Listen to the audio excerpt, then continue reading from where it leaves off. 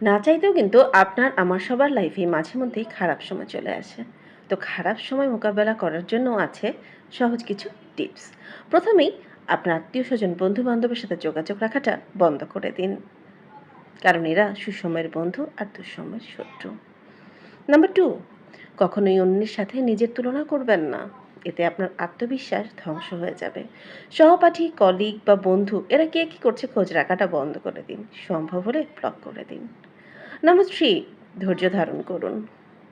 হতাশা বা বিষণ্ণতা যদি নিয়ন্ত্রণের বাইরে চলে যায় তো সঠিক মেডিসিন সেবন করে তা নিয়ন্ত্রণে রাখুন। নাম্বার ফোর, কখনোই হাল ছেড়ে দিবেন না, চেষ্টা করতে থাকবেন।